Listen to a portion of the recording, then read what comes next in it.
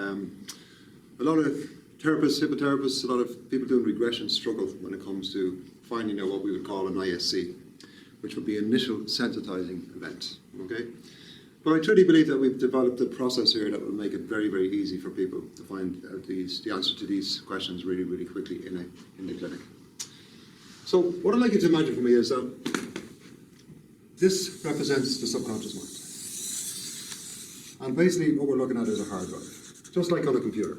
Okay? So we all understand what the hard drive is. Okay, perfect. It records information, and the computer must act based on the information stored on it. Okay? And we're no different ourselves. Okay? So your subconscious mind is where all the emotions come from. All the feelings. All the habits. All your beliefs. Long-term memory, but most important for everybody, protector.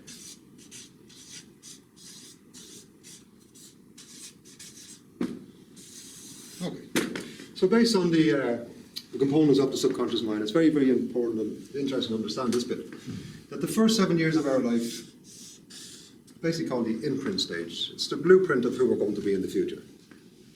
So if we put the number 7 there, which represents this box. Okay? And this is the age you are today. So from the day you're born to your current age, you've recorded 10, 20, 30, 40, 50 years of data. Okay?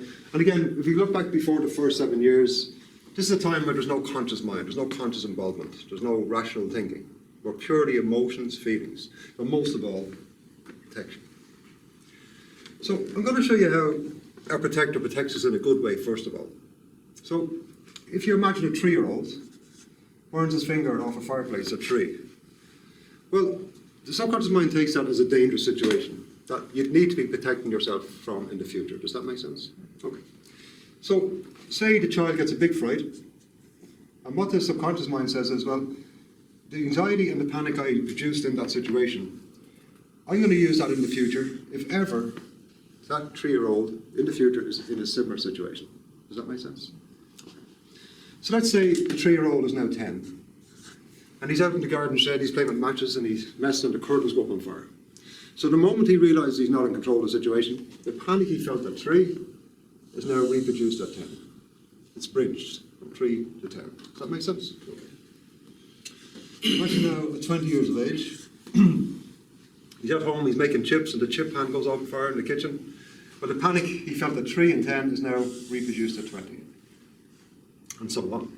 Now, each and every one of us in this room have this. We've all had an experience where we burnt our fingers. And we all have that fear of fire. Now, when we're in control of it, when we're lighting a lighter, we're fine. But if, you know, something in the bin catches fire, a piece of coal falls out on the floor, we all jump around, we don't know what to do.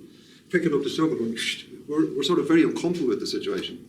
Because to our subconscious mind, we are in a situation where we're not in control. Okay, I think we've all experienced that situation. Okay.